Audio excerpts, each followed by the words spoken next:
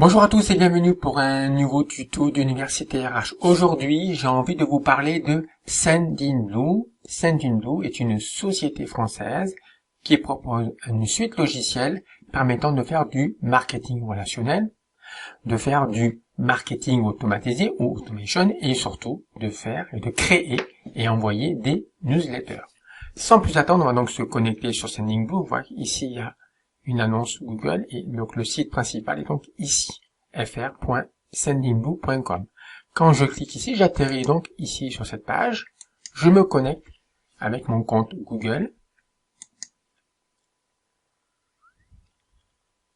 Je me retrouve donc sur le tableau de bord de Sendinblue, je retrouve 4 onglets principaux. L'onglet campagne dans lequel je vais retrouver les campagnes. Une newsletter que j'envoie aujourd'hui correspond en fait à une campagne email. D'accord? Je retrouve la partie automation, donc marketing automatique dans lequel je peux créer mes différents scénarios. Nous créerons ensemble un nouveau scénario dans une prochaine vidéo. Transactionnel qui permet donc de retrouver les éléments de configuration et d'envoi donc d'email. D'accord? La partie contact dans laquelle je retrouve ma base de données, ma base email, ici sous forme donc de contact, mais également classée sous forme donc de liste. J'ai la possibilité de créer toutes les listes que je souhaite, que je veux.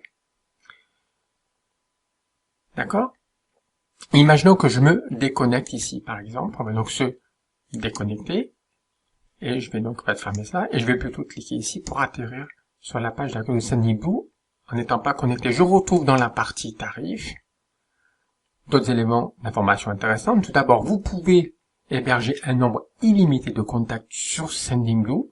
Au contraire, donc d'autres sociétés comme Mailchimp qui limitent à 2000 mails. Vous avez la possibilité d'envoyer, en fait, jusqu'à 300 emails par jour avec la version de base, la version gratuite. Donc Sendinblue est bien ouvert à tout le monde. La version Lite pour 19 € par mois vous permet d'envoyer 10 000 mails. D'accord? Sans aucune limite d'envoi quotidien. Et la version Premium, qui est la version la plus populaire, permet de, pour un tarif de 49 € par mois, d'envoyer 20 000 mails, etc. On va refaire la manip. On va donc se connecter comme on l'a fait donc tout à l'heure. Je me reconnecte via mon compte Google. Je suis donc en fait ici. Allons faire un petit tour rapide dans la partie contact. En effet, contact, tous mes contacts sont donc ici. J'ai la possibilité donc d'ajouter un contact ici.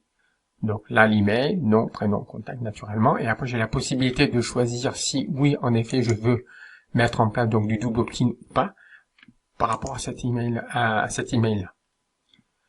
Ok. Donc oui, opt-in simple ou alors oui, select double opt-in, etc. C'est vous qui voyez en fonction donc des mails. Vous avez la possibilité, donc, dès que vous importez un contact, également de le rapatrier sur, on va dire, un dossier ou une liste en particulier. D'accord? Voilà, vous pouvez également, créer une nouvelle liste, par rapport à cet email-là.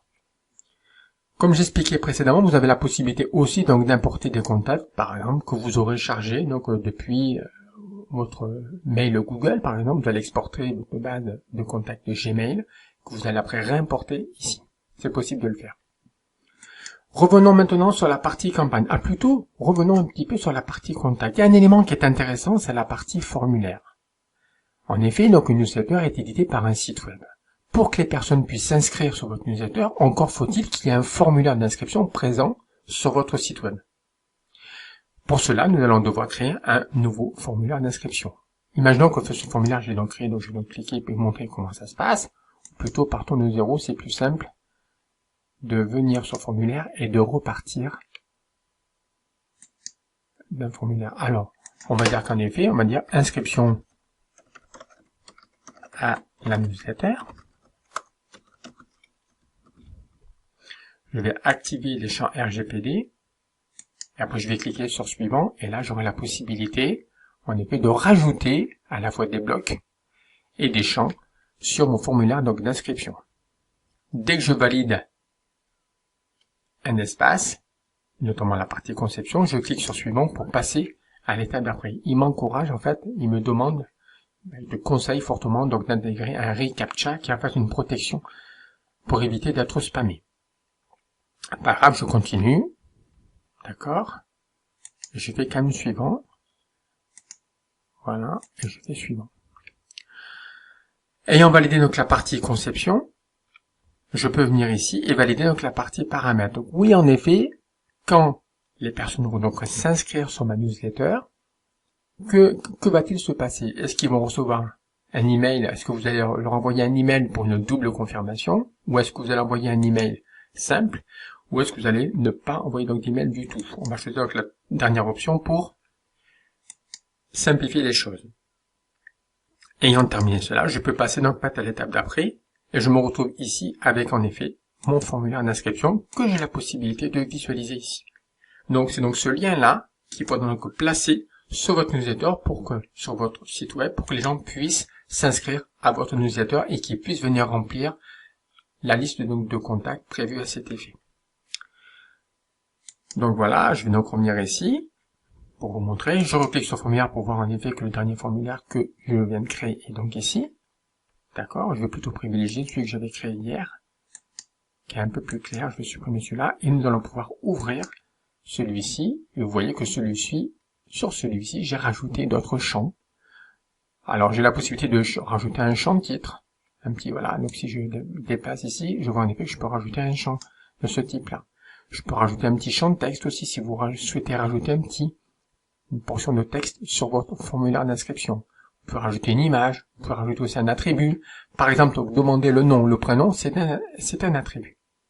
On a la possibilité, pourquoi pas aussi, de rajouter donc des choix uniques, la possibilité donc de choix multiples également. Par exemple, vous souhaitez recevoir une newsletter sur telle thématique, plutôt les SIRH, plutôt les logiciels, plutôt le management, ils pourront choisir parmi donc différentes options au travers donc de ce champ choix multiples. Voilà donc pour cette partie contact et partie formulaire. Maintenant, on va faire un petit tour sur la partie campagne. Dans cette partie campagne, ce qui est intéressant ici, c'est qu'en effet, vous voyez qu'il y a donc des templates. D'accord, il y a des templates, etc. qui existent, templates par défaut que vous aurez donc fait créer. On va revenir surtout sur le tableau de bord. Et on va partir du principe qu'en effet, je veux créer donc une nouvelle campagne. Cette nouvelle campagne, je vais donc en fait l'appeler newsletter du, on va dire, 16 mars 2021, etc. Je vais copier-coller comme cela. Le petit texte d'aperçu, c'est, on va dire, que la première phrase qui s'affiche sur votre boîte mail, juste en dessous donc de l'objet. Donc là, faudra faire preuve d'un petit peu de personnalisation à ce niveau-là. Email de l'expéditeur, universitaire H. Donc là, c'est bon. Je peux cliquer et soit j'enregistre et je quitte. On va voir ce que ça donne.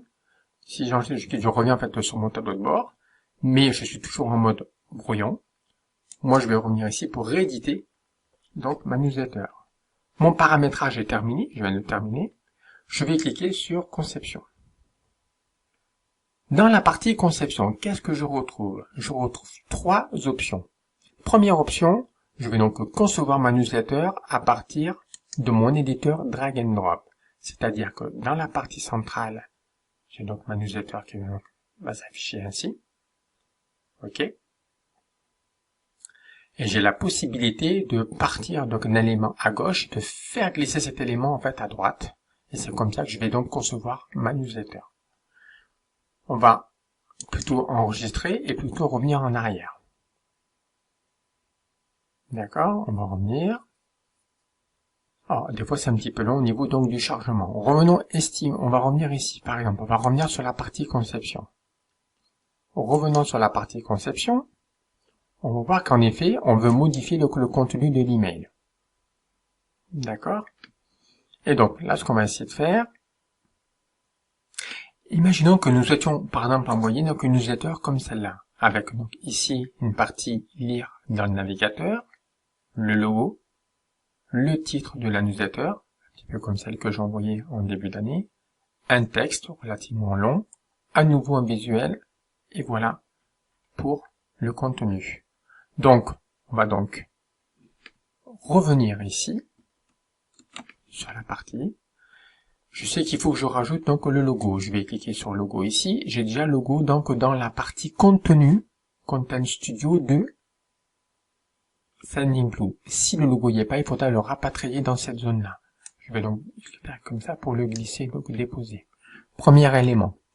Deuxième élément, j'ai besoin en effet de rajouter lire dans le navigateur.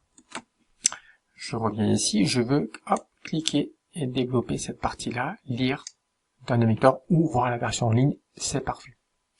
Dans la partie titre, en effet, je veux mettre Université RH, patati patata, je fais un copier-coller et je viens remplacer donc le texte ici. Ensuite, je continue, je vois que j'ai une petite portion donc de texte ainsi. Je vais donc retourner ici. Je vois que là, en effet, j'ai un texte. Toutes ces parties-là ne m'intéressent pas pour ma newsletter. Je supprime. Cette partie-là non plus ne m'intéresse pas. Je supprime. Là, en revanche, je peux mettre une partie texte. Je clique comme ça. J'ai donc un intervalle texte. Et je fais un petit copier-coller. Et ensuite, j'aère mon contenu.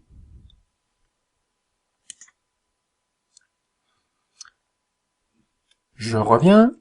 Qu'est-ce que j'ai d'autre à mettre? J'ai à mettre un petit visuel. Ici, je retourne donc, c'est pas ces blocs d'images là, parce qu'il y a des blocs d'images avec des textes en fait en dessous. Moi, c'est l'image toute seule. Je clique pareil et je mets l'image dessus.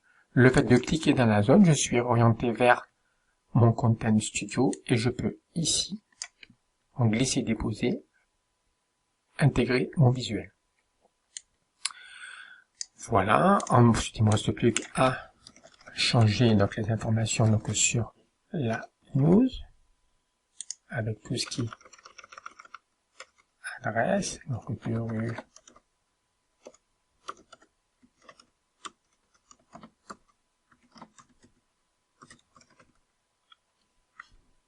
la FAG 5913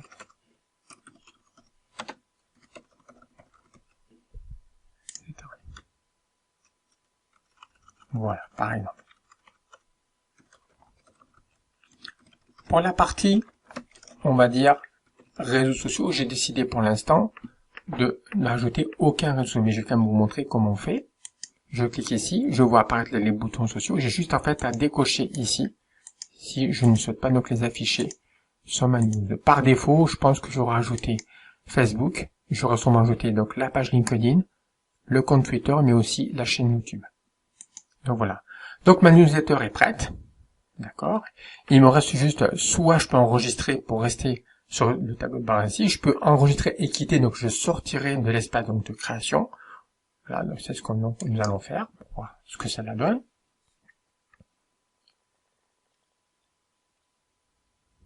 D'accord, je reviens donc ici, donc en effet c'est parfait, j'ai la possibilité de faire un aperçu, de voir en effet comment ça se passe, comment ça se présente sur, on va dire, mobile, par rapport à ordinateur. Hein, n'oubliez jamais qu'en fait que les gens consultent beaucoup les emails et newsletters avec leur téléphone. Donc il faudra vraiment en fait tester donc l'aperçu sur, avant tout sur mobile. C'est prêt, je peux envoyer un email donc de test. Ici, donc l'email qui concerne donc celui-là, c'est parfait, je peux cliquer ici, hop, on va plutôt en envoyer donc sur un autre. Ah oui, je peux cliquer ici pour ajouter un autre email test. Voilà. Et je peux cliquer sur envoyer. Je peux cliquer sur envoyer. Donc là c'est parfait. Je reviens ici sur ma boîte mail. Je vais consulter mes mails pour voir en effet. Ah, apparemment c'est pas encore rentré. Pour voir ce que cela donne. Bon, apparemment non plus. C'est pas grave. On va aller faire un petit tour sur la deuxième news. Voilà. Et là, je retourne en fait ma newsletter telle que je viens donc de la créer sur Sendinblue. Nous avons donc vu en l'espace donc de moins de un quart d'heure comment faire pour créer et envoyer une newsletter avec un formidable outil qui s'appelle Sendinblue. Je vous souhaite une excellente fin de journée et je vous dis à très bientôt. Au revoir.